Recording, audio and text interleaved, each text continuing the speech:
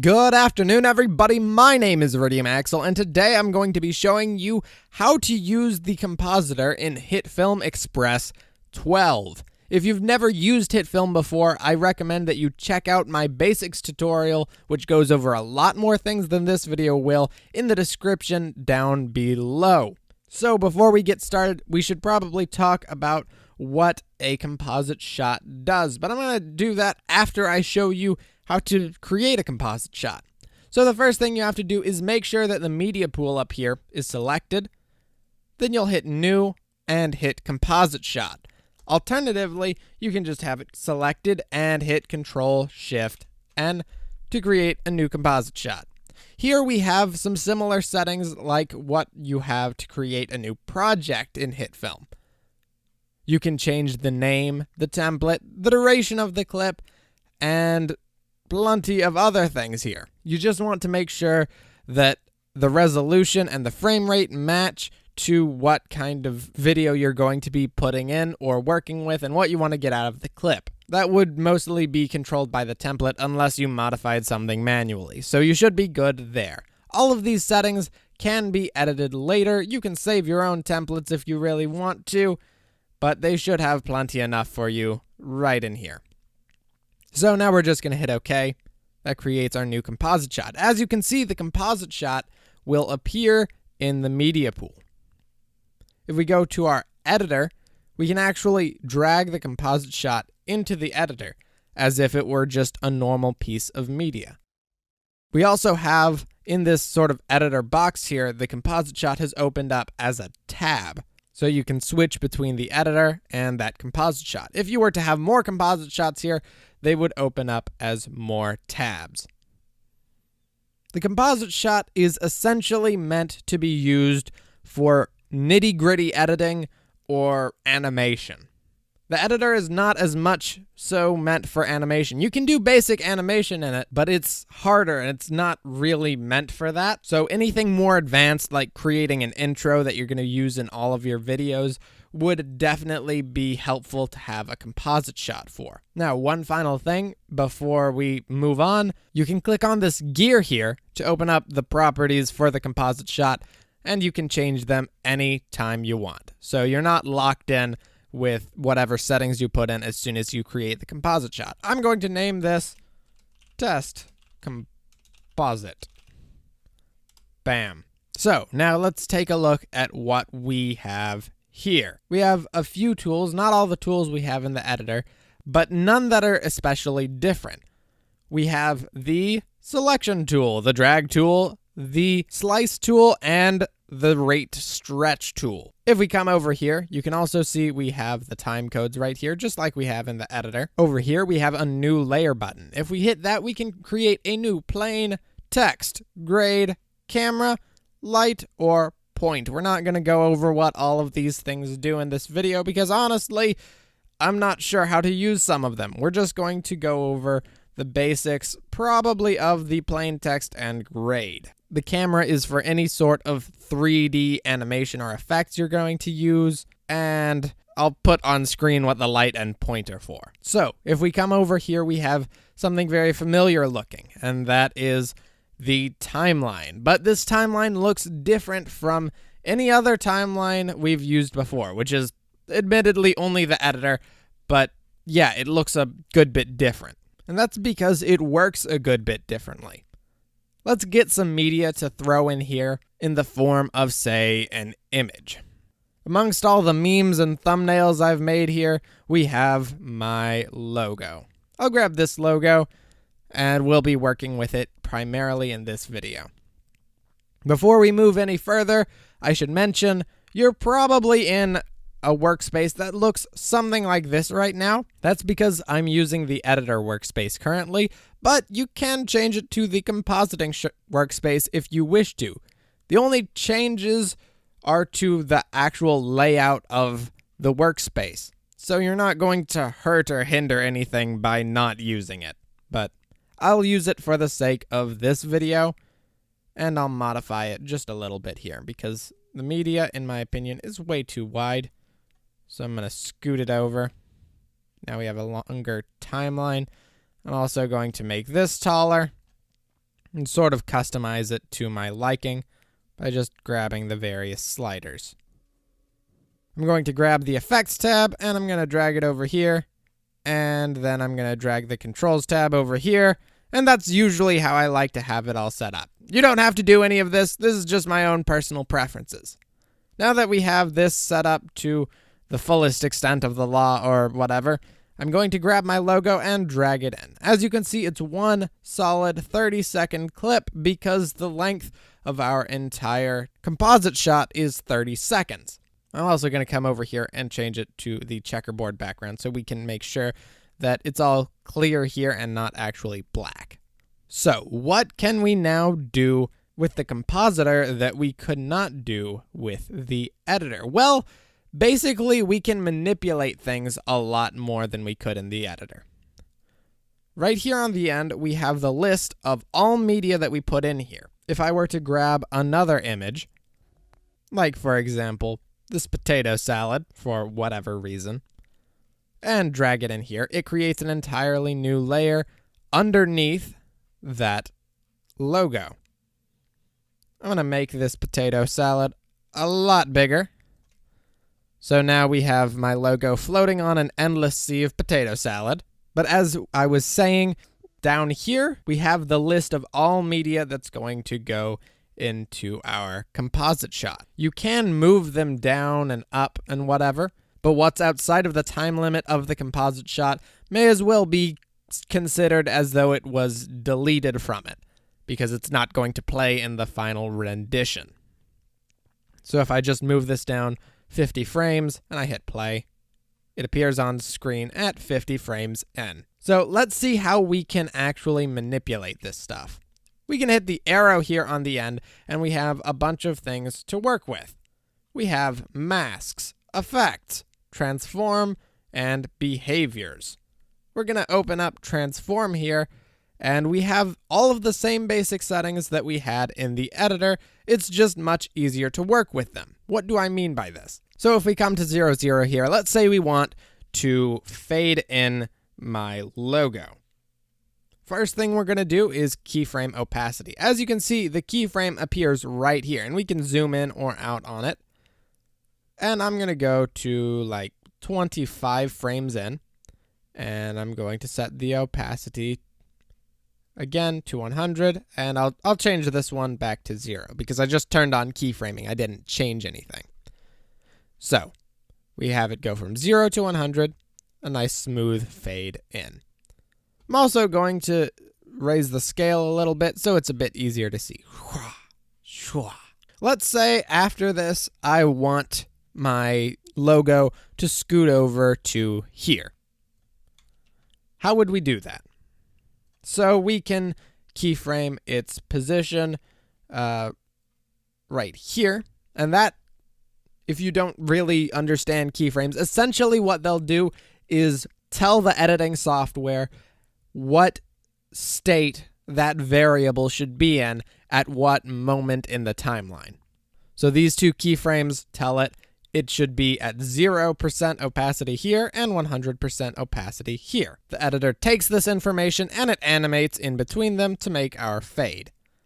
So essentially what we're going to do to make the motion is keyframe the scale at its original position here, scoot forward, say, half a second. So that would be 1 second, 51 frames, I believe. And then we'll just move the position. Or we would if I had keyframed the position. For some reason, I keyframed the scale, but that's because I'm dumb. If you want to get rid of a keyframe, you can just right-click on it and hit remove. Or you can turn off the keyframing by hitting this button here. I'll go back to this time and I'll keyframe position instead. Come over here to 1 minute 51 frames and 1 second 51 frames, and I'll change our position. So I'll change the X to come this way by just dragging. If you have a specific variable in mind, you can click and type it in. And so now, if we come back here, we can see it fade in and move. But that was a very clunky, uncomfortable, awful movement, as you saw. So what can we do to remedy that? We can use the smooth or manual Bezier keyframes. All we have to do to convert it to this is select both of them and then select the keyframe type we want it to be at. So we can see with the smooth, it was a little bit smoother. The manual Bezier is the smoothest. We can hit play. Whoof.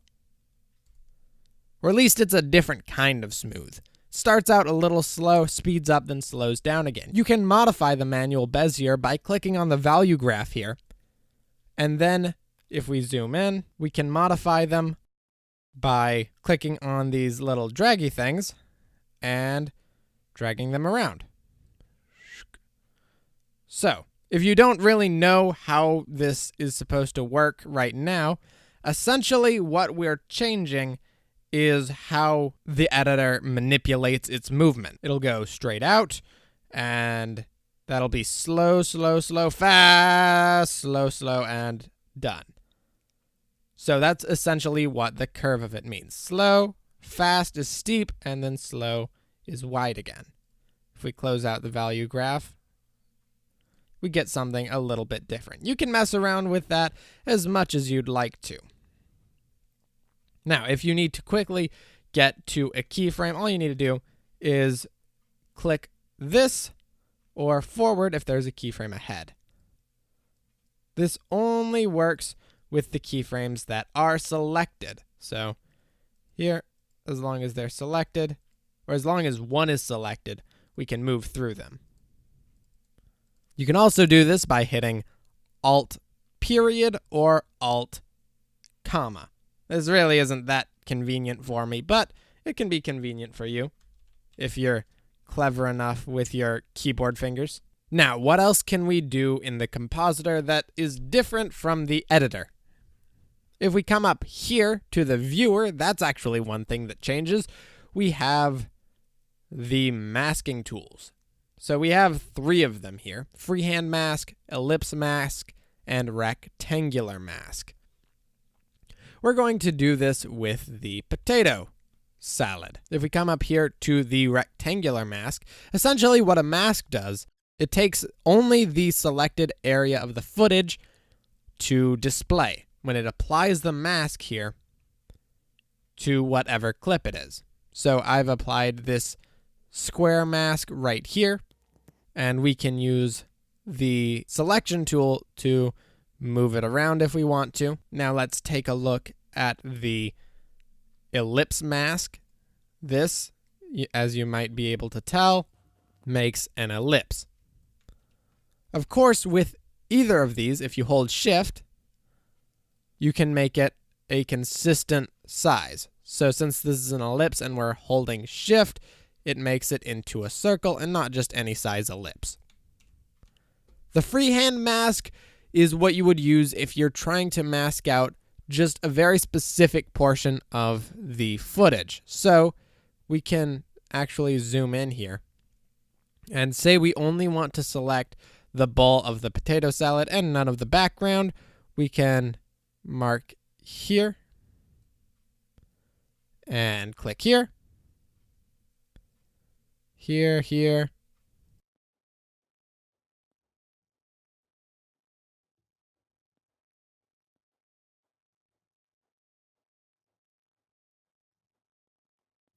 All right, so now we've created that mask. As you can see, it's very, very square. So what can we do to change that?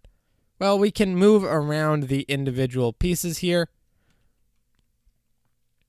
We can also change the curvature by creating more points in the middle. So we can drag that around and adjust the curvature. So now we've masked out just the potato salad. And if we go back to our selection tool, we can see it doesn't look too bad. You could definitely tell that we used a mask, but if I had put more time and effort into this, it wouldn't be nearly as noticeable. You can also drop down the mask and change some of the settings here. I recommend you mess around with that because it can be fun. Also, it can get you a more desired effect. Like if you want to fade the edges, you can set it to like what I have, 4 pixels, and it doesn't look as rough. Probably 2 pixels might work a little better for this. Bam. Definitely didn't mask it. That's just green screen powers, my man. All right, maybe not. Roundness. Oh, that's also a nice one. These are, of course, all keyframeable. You can turn on and off the mask as well if you want to. So now let's take a quick look at our effects.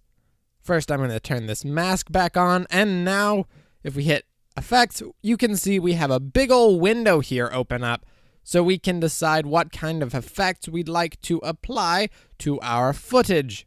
So we have a bunch of different things here. Alternatively, from looking through all of these things and trying to find the one that we want, we can just go up to effects, wherever you have that located, and type in what you're looking for. Let's say I want black and white. So I just type black and no. Let's see, film looks. That's what I was looking for, black and white.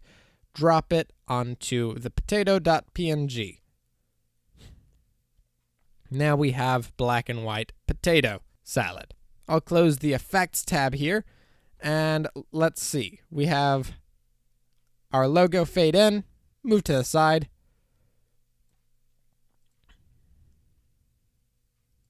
And let's say we want it to take a little bit longer to move to the side. All I'll do is grab that second keyframe and move it a little further, and that'll change how the timeline treats the animation.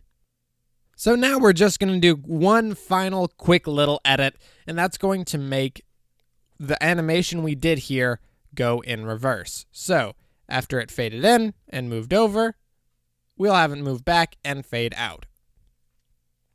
Of course, this is a really bad example of a cool composite shot to make, but I hope it can help you sort of get the idea of the kinds of things you can do with this. I'll show you, before we end off this video, some things that I've created with composite shots and talk about what I did to actually make it. Because it's all very, very simple stuff. You just have to take it step by step to create what you have in your mind.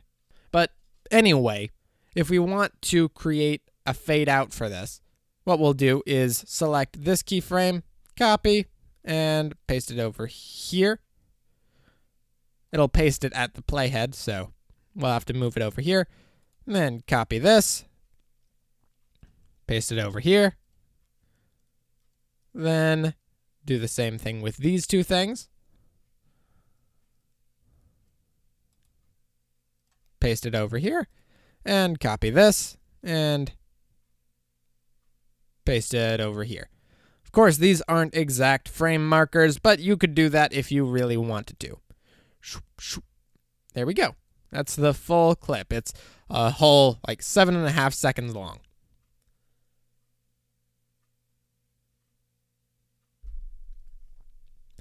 Now, we only ended up using about 7 seconds, 11 frames. But this entire clip is 30 seconds long. So what can we do about that?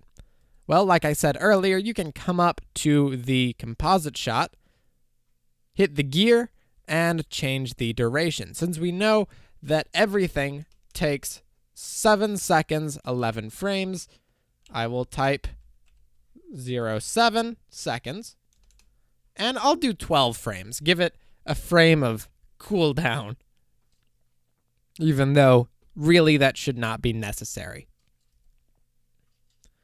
So now if we go back to the editor and drag our test composite in, we can hit play, and it plays the composite shot as we made it. That looks pretty cool. Okay, so that's most of the things that I wanted to talk about relating to composite shots. But before we end off this video, I'm going to show you some composite shots that I've created for my own videos so you can see a bit more in depth how I've used the Compositor for my videos. Alright, so now we're in Hitfilm Pro, which is what I generally use to edit, but pretty much all of the concepts that I used for these should be the same in Hitfilm Express. So if we come up here, we have a lot of different templates I've used over time, but the template that I always use to start every single video, including this one when I edit it, is the flat template. So this has a whole bunch of different things that I sometimes use in my videos already in the template, although you can save composite shots as and use them later in something else, and I'll show you that in 1 second here. So I have my audio, composites, my extras, my planes, and my images, which currently has nothing in it. If we open up my composites, you can see I have a lot of stuff that I work with here, and these are the imported ones. I have my Discord composite, which you'll see on screen right now. Go check out my Discord. We have my Monster Hunter World template, and we have something that I exported from my Minecraft Dead project. If you wanted to export something, you could always just right-click on it and hit Save As. And that would save it as a composite shot on your computer, and as long as you have still the information relating to it, so if it has images or whatever, as long as you still have those in the same place on your computer, you can use that composite shot in other projects. But let's take a look at, say, my outro. That's probably one of the things I've put the most work into as a composite shot. As you can see, I have outro and outro part 2. That's because I actually made half of the outro before continuing on to the part 2, and it was just easier to work with in those 2 ways. Let's open up the outro first by double-clicking on it. As you can see, I have a lot of things here. We have new plane 20, which is for the neon path effect, right in here. This line that spins around, that's what new plane 20 is for. This is the plane that we see in the beginning of the footage. So we have my logo zooms in, then my orange circle, and then we have new plane 15, which if we open this up and go to transform, we can see the keyframes that I used for it. So first we have it here, and that's when its scale is at 0%. It comes over here to 65% and 71% because I unlinked the 2 scale variables so that I could change them independently. Then we have it again here. That's so that we can tell the editor not to start changing its position until right here, because there's a keyframe over here. If this one weren't here, then it would start animating from this point to this point immediately. So I wanted some time for it to just stay still here. And then after this keyframe, we have it widen. And then it starts widening and spinning around, and that gets us to the permanent position that it stays in for the rest of the animation. So, most of the things that I used in making my outro were legitimately just rotation, position, and scale. If you can mess around with those, you can create pretty much anything your heart desires on a basic level. So that's essentially what I recommend you do. Also, store up composite shots over time. You never know when you might use them. They can be useful. Anyway, thanks a ton for watching. I hope you enjoyed this video and possibly learned something. And I guess that I'll see you all next time. Bye-bye.